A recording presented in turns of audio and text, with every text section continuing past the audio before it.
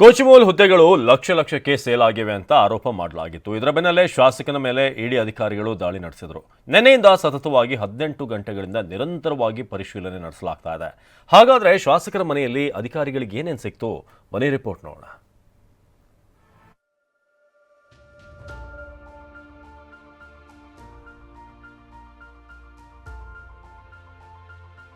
ಕೋಚಿಮೂಲ್ ನೇಮಕಾತಿ ಅಕ್ರಮ, ಇಡಿ ದಾಳಿ.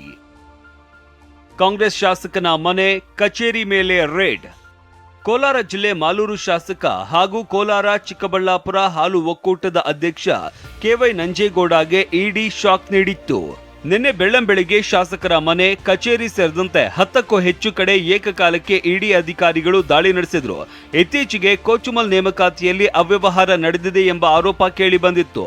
ಇದಕ್ಕೆ ಪುಷ್ಟಿ ನೀಡುವಂತೆ ಆಯ್ಕೆಯಾದ ಅಭ್ಯರ್ಥಿಗಳ ಹೆಸರಿನ ಪಕ್ಕ ಪ್ರಭಾವಿ ಸಚಿವರು, ಶಾಸಕರ ಶಿಫಾರಸ್ಸಿನ ಲೆಟರ್ ಸಾಮಾಜಿಕ ಜಾಲತಾಣದಲ್ಲಿ ಹರಿದಾಡಿತ್ತು.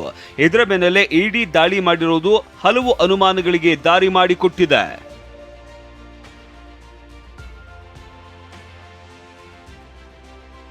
ಸುಮಾರು 50ಕ್ಕೂ ಹೆಚ್ಚು ಅಧಿಕಾರಿಗಳ ತಂಡ ಮಾಲೂರು ತಾಲೂಕಿನ ಕೊಮ್ಮನಹಳ್ಳಿಯಲ್ಲಿ ಇರುವ ಶಾಸಕರ ಮನೆ, ನಂಜುಂಡೇಶ್ವರ ಸ್ಟೋನ್ ಕ್ರಷರ್, ಮಗ ಹರೀಶ್ಗೆ ಸೇರಿದ ಬೆಂಗಳೂರಿನ ಮಂಡೂರಿನಲ್ಲಿ ಇರುವ ರೆಡಿ ಮಿಕ್ಸ್ ಫ್ಯಾಕ್ಟರಿ ಮೇಲೆ ಅಧಿಕಾರಿಗಳು ರೇಡ್ ಮಾಡಿದ್ರು.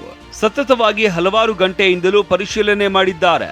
ಅಲ್ಲದೆ ನಿನ್ನೆ ಮಧ್ಯಾಹ್ನವೇ ಶಾಸಕ ನಂಜೇಗೌಡ ಪುತ್ರ ಹರೀಶ್, ಆಪ್ತ ಸಹಾಯಕ ಹರೀಶ್ ಗೌಡನನ್ನ ಕಾರ್ನಲ್ಲಿ ಕರೆದೊಯ್ದಿದ್ದಾರೆ.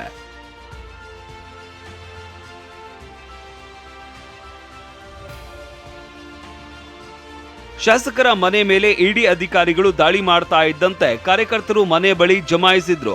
ಇನ್ನು ಕಾಂಗ್ರೆಸ್ ಕಾರ್ಯಕರ್ತರು ಮನೆ ಬಳಿ ಜಮಾಯಿಸ್ತಾ ಇದ್ದಂತೆ ಮಾಸ್ತಿ ಪೊಲೀಸರು ಅಲರ್ಟ್ ಆಗಿದ್ರು, ಹೆಚ್ಚಿನ ಭದ್ರತೆ ನೀಡಿದ್ರು. ಶಾಸಕ ನಂಜೇಗೌಡರ ಮನೆ ಮೇಲೆ ದಾಳಿ ನಡೆಸಿರುವ ಇಡಿ ಅಧಿಕಾರಿಗಳು ಕೆಲ ಮಹತ್ವದ ದಾಖಲೆಗಳನ್ನ ವಶಪಡಿಸಿಕೊಂಡಿದ್ದು ರಾತ್ರಿ ಅಲ್ಲೇ ಮೊಕ್ಕಾಂ ಹೂಡಿದ್ದಾರೆ. ರಾಜೇಂದ್ರ ಸಿಂಹ, ಟಿವಿ9, ಕೋಲಾರ.